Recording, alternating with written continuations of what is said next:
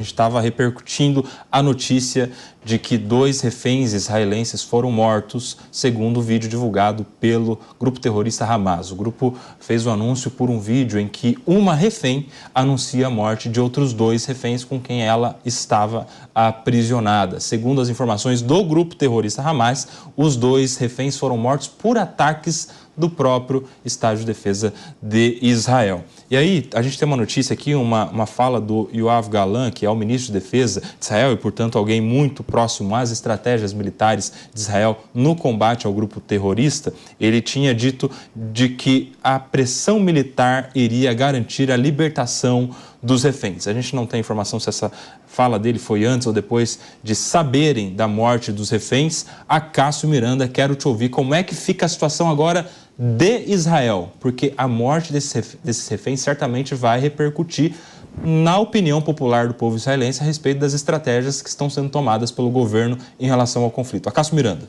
Koba, desde o começo, portanto, desde os primeiros ataques praticados pelo Hamas, há uma discussão sobre a situação política do Bibi, do primeiro-ministro israelense. Ele já estava desgastado antes. Num primeiro momento, os ataques deram uma sobrevida política a ele, mas, passados 100 dias dos ataques, ele sofre mais uma vez um desgaste interno em Israel. E sofre por 2 razões. Primeiro, porque os reféns não foram recuperados. E no entendimento do povo israelense, a salvação destes reféns é o principal objetivo de guerra.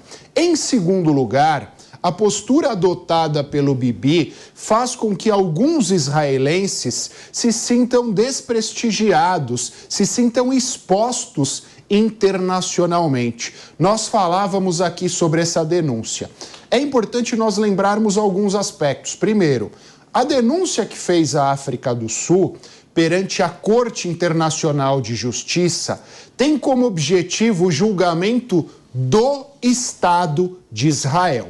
Tivesse sido essa denúncia feita perante o Tribunal Penal Internacional, o julgamento se daria em relação às pessoas físicas, em relação ao Bibi e aos membros do gabinete israelense. Em segundo lugar, a denúncia se dá pelo cometimento de um genocídio. E todos nós sabemos que, historicamente, o termo genocídio foi criado por conta das atrocidades que os judeus viveram durante a Segunda Guerra. Então, óbvio que isso mexe, isso traz à baila uma ferida que todos os judeus têm. Então isso contribui para um desgaste do Bibi e para o seu gabinete. Mas é importante que se frise. Por maior que seja esse desgaste, não haverá qualquer mudança no comando israelense neste momento. O objetivo principal era e continua sendo o resgate desses reféns e o exército israelense fará o possível até que esses reféns sejam salvos. Renato Batista. Não, eu só queria citar alguns números aqui, porque foram citados alguns dados aqui, números que vieram de fontes do Hamas, né? Famosa fonte do Ministério da Saúde do Hamas, que são dados que não dá para confiar, são dados, muitas vezes, na maioria das vezes, são dados falsos. Então, vou citar os dados das Forças de Defesa de Israel, que aí sim são forças armadas de um Estado democrático de direito, onde há liberdade de imprensa, onde há democracia, onde há liberdade, inclusive para que esses dados sejam contestados. Segundo o documento divulgado pelas Forças de Defesa de Israel, foram eliminados mais de 9 mil agentes terroristas do Hamas, sendo eles dois comandantes,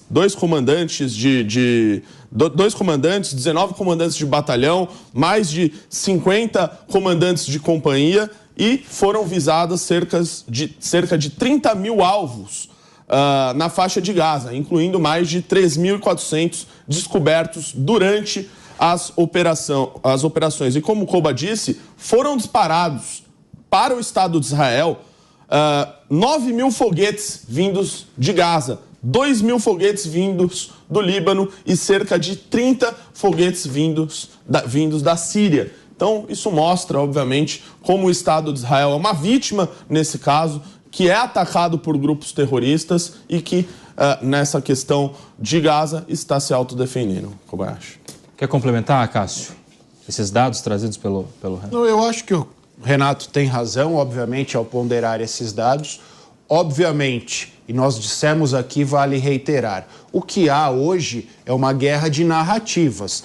Pro Hamas, pro Líbano e indiretamente, até porque nós enfrentamos uma guerra por procuração, uma guerra proxy, para a Síria, para o Irã e para a Rússia, e um pouco menos para a China, é importante esse desgaste israelense, porque indiretamente acaba acontecendo um desgaste dos norte-americanos. Mas há também, isso foi noticiado no último final de semana por um canal alemão, uma possibilidade destes ataques do Líbano intensificarem em relação a Israel. O Renato bem disse, já foram 2.000 mísseis. Se esses ataques intensificarem, a guerra vai ganhar em termos de escalada. E a partir daí, são outros os interesses em jogo, o que pode fazer com que o mundo, da forma como nós o conhecemos, seja posto em risco.